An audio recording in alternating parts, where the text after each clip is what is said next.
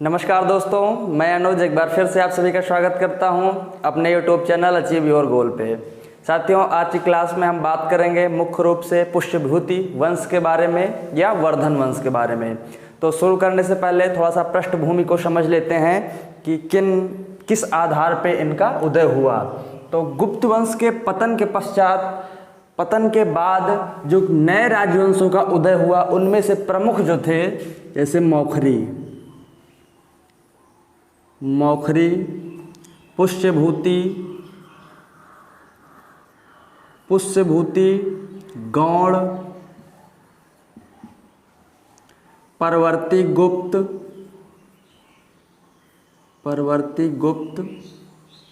और मैत्रक। तो इनमें से कुछ प्रमुख हैं, उनके बारे में बात करेंगे। सबसे पहले पुष्यभूति की बात कर लेते हैं, पुष्यभूति वंश या वर्धन वंश के बारे में। तो वर्धन वंश के संस्थापक जो थे या पुष्यभूति वंश के संस्थापक जो थे वो पुष्यभूति, और इनकी राजधानी जो थी वो थानेश्वर थी। राजधानी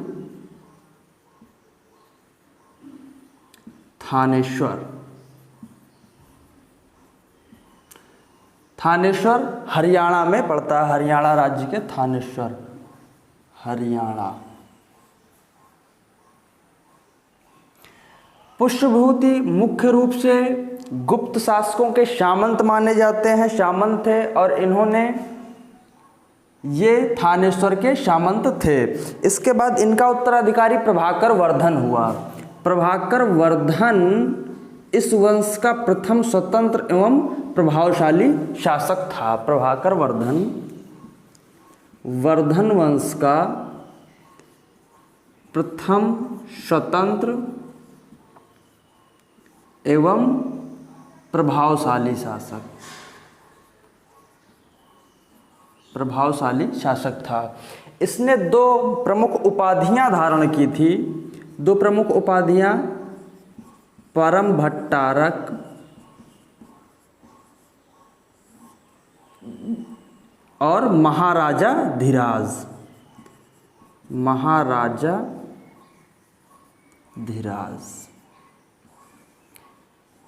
इन दो उपाधियों से यह अनुमान लगाया जा सकता है कि प्रभाकर वर्धन स्वतंत्र शासक था, किसी का सामंत नहीं था, और प्रभावशाली शासक था, शक्तिशाली शासक था।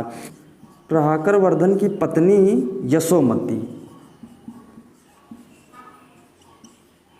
यशोमती और इनकी 3 संतानें थी, हर्षवर्धन, राज्यवर्धन और राजश्री। बड़े पुत्र का नाम राज्यवर्धन और इसके बाद हर्षवर्धन, और पुत्री का नाम था राजश्री।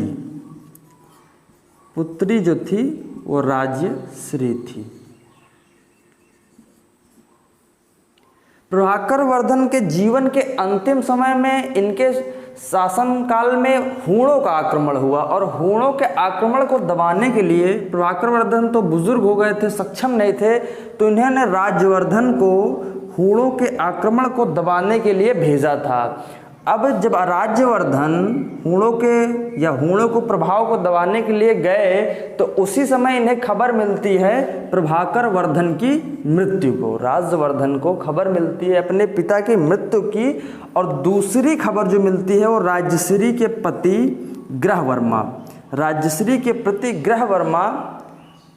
के मृत्यु की। ग्रहवर्मा की मृत्यु और राजश्री को बंदी बनाए जाने की खबर मिलती है राज्यवर्धन की। अब ग्रहवर्मा जो थे ये यहाँ कन्नौज के मौखरी वंश के शासक थे।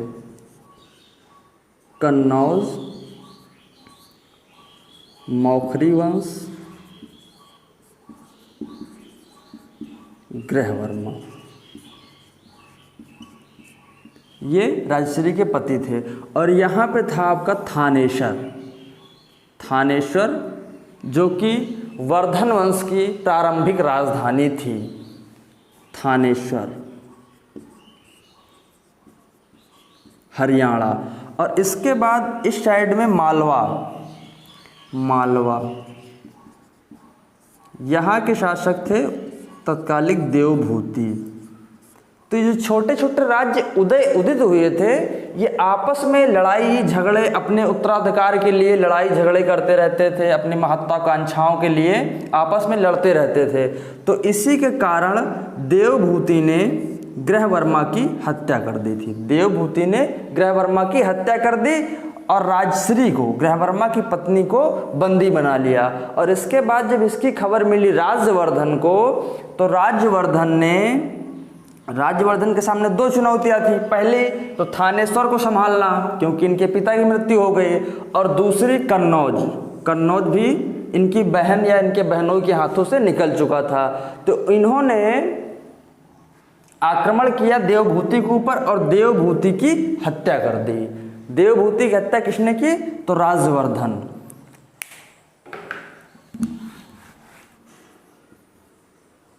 तो ग्रहवर्मा की हत्या कर दी देवभूति ने। मालवा के शासक देवभूति ने ग्रहवर्मा की हत्या की, और उसके बाद राज्यवर्धन ने देवभूति की हत्या करके अपनी बहन का बदला लिया और कन्नौज को फिर से मुक्त कराया, और राजश्री को भी मुक्त कराया देवभूति के बंदी से। और इसके बाद देवभूति के एक मित्र थे जो इधर बंगाल के शासक थे। बंगाल में गौड़ वंश का शासन था। गौड़ वंश के शासक थे शशांक ने धोखे से राज्यवर्धन की हत्या कर दी। शशांक ने, इन तीनों चारों डेथों के बारे में समझ लीजिए, ने धोखे से राज्यवर्धन की हत्या कर दी। राज्यवर्धन की हत्या कर दी। और इसके बाद शशांक ने जब राज्यवर्धन की हत्या करके वापस लौट रहे थे, तो बोधगया में बोधि वृक्ष को भी इन्होंने कटवा दिया, क्योंकि शशांक जो थे ये शैव धर्म के उपासक थे, शैव उपासक। तो इन्होंने बोधि वृक्ष को कटवा दिया था। एक पॉइंट क्वेश्चन इनसे ये भी बनता है कि बोधि वृक्ष को किसने कटवाया? बोधि वृक्ष को कटवा दिया किसने? तो शशांक ने। इसके बाद अब राज्यवर्धन की डेथ हो गई, इसके बाद पुष्यभूति की भी डेथ हो गई थी, प्रभाकर वर्धन की। अब बचे थे हर्षवर्धन। वर्धन वंश में हर्षवर्धन को जो खबर मिली राज्यवर्धन की डेथ की, तो इनके सामने जो तीन चुनौतियां थी वो फिर से वही कंडीशन की थानेश्वर, कन्नौज, क्योंकि बहन इनकी जंगलों में भाग गई थी शशांक की या राज्यवर्धन की डेथ के बाद, और उसके बाद ये कन्नौज पे इसका अधिकार हो गया था शशांक का, और इसके बाद इनके भाई का भी बदला लेना था इनको। तो हर्षवर्धन 606 ईस्वी में 16 वर्ष की अवस्था में शासक बने या राज्याभिषेक करवाया। 16 वर्ष की अवस्था में 16 वर्ष के बालक के सामने बड़ी चुनौतियां थीं। तो इसने सबसे पहले आक्रमण किया शशांक पे और शशांक की हत्या कर दी। शशांक की हत्या किसने की? तो हर्षवर्धन ने। शशांक की हत्या, और उसके बाद अपने बहन राजश्री को ढूंढ निकाला। कहानी है कि राजश्री सती होने जा रही थी, सती प्रथा को स्वीकार करने जा रही थी। उसी समय हर्षवर्धन से उनकी मुलाकात हो गई और हर्षवर्धन ने उन्हें बचा लिया। और इस प्रकार हर्षवर्धन ने शशांक की हत्या करने के बाद कन्नौज को थानेश्वर में मिला लिया, क्योंकि अलग अलग शासन करना हर्षवर्धन के लिए आसान नहीं था। इसलिए थानेश्वर से कन्नौज को उसने आपस में जोड़ लिया और अपनी राजधानी थानेश्वर से कन्नौज स्थानांतरित की। तो राजधानी से रिलेटेड भी क्वेश्चन बनता है कि हर्षवर्धन ने राजधानी कन्नौज स्थानांतरित की, और हर्षवर्धन की राजधानी क्या थी? तो हर्षवर्धन की राजधानी कन्नौज थी। राजधानी कन्नौज स्थानांतरित।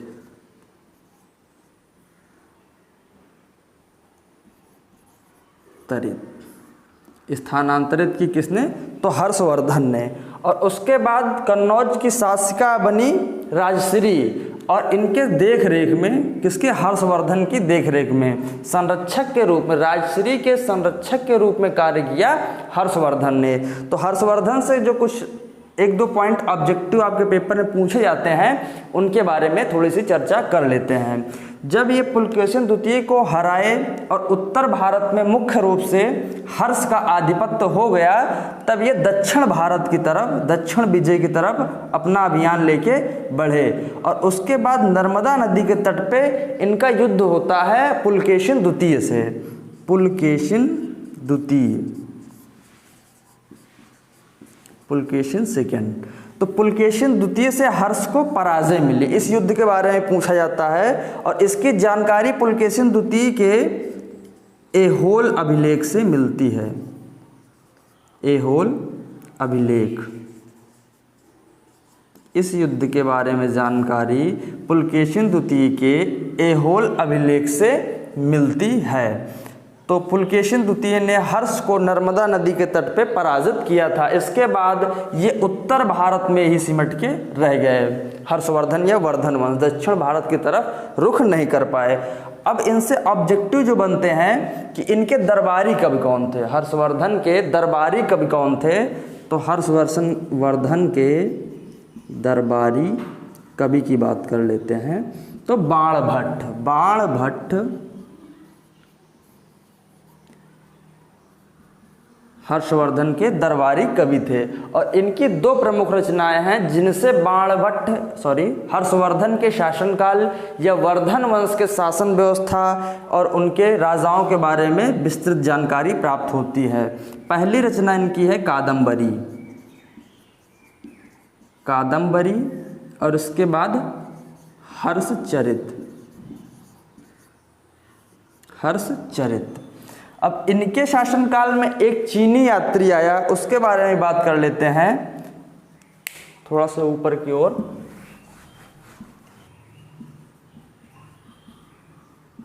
ह्वेनसांग,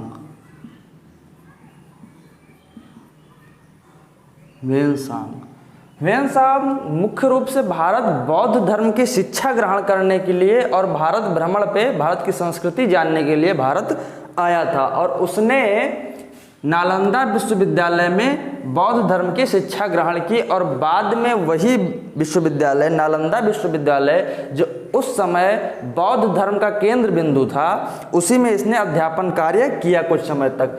तो इसकी यात्रा विवरण जो है वो सियूकी में लिखित है। इसके द्वारा पुस्तक सियूकी में इसका पूरा यात्रा वृतांत लिखा हुआ है, जिसमें हर्षवर्धन के बारे में भी इसने चर्चा की है।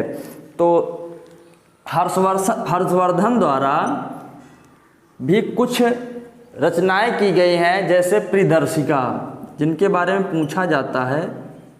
प्रियदर्शिका, रत्नावली,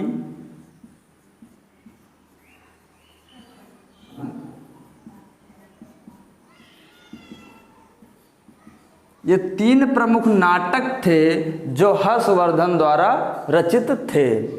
तीन प्रमुख नाटक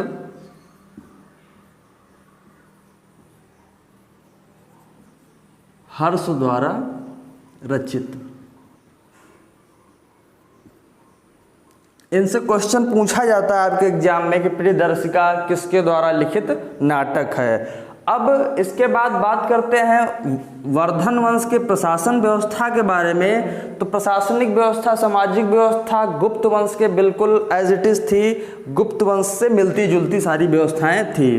तो ये कुछ इंपॉर्टेंट पॉइंट थे वर्धन वंश से संबंधित, जैसे इसके संस्थापक कौन थे? तो पुष्यभूत थे। इसका प्रथम स्वतंत्र शासक कौन था? तो स्वतंत्र या प्रभावशाली शासक तो प्रभाकर वर्धन। प्रभाकर वर्धन के 3 संतानें हुई, हर्षवर्धन, राज्यवर्धन और राजश्री। बड़ा पुत्र राज्यवर्धन पहले सिंहासन पर बैठा और उसकी हत्या कर दी शशांक ने। धोखे से शशांक ने राज्यवर्धन की हत्या कर दी। इसके साथ ही हर्षवर्धन को सिंहासन पर बैठना पड़ा 16 वर्ष की अवस्था में। और इसने अपने भाई राज्यवर्धन का बदला लिया किससे? शशांक की हत्या करके, और कन्नौज को मुक्त कराया और अपनी राजधानी थानेश्वर से कन्नौज स्थानांतरित की। अब हर्ष के दरबारी कवि के बारे में भी आपसे पूछा जाता है तो बाणभट्ट थे। इनकी 2 रचनाएं कादम्बरी और हर्षचरित थी, और इनके समय में, इनके शासनकाल के दौरान ह्वेन-सांग नामक चीनी यात्री भारत की यात्रा पर आया था। ह्वेन-सांग, इससे याद रख सकते हैं, हा से हर्ष और हा से ह्वेन-सांग। और एक अन्य चीनी यात्री आए थे फायान, जो चंद्रगुप्त के समय या चंद्रगुप्त विक्रमादित्य के समय भारत की यात्रा पे आए थे। तो ये वर्धन वंश से संबंधित कुछ इंपॉर्टेंट पॉइंट थे। आई होप आप लोगों को पसंद आए होंगे, आप लोगों के लिए यूजफुल होंगे। मिलते हैं नई क्लास में, तब तक के लिए नमस्कार, जय हिंद।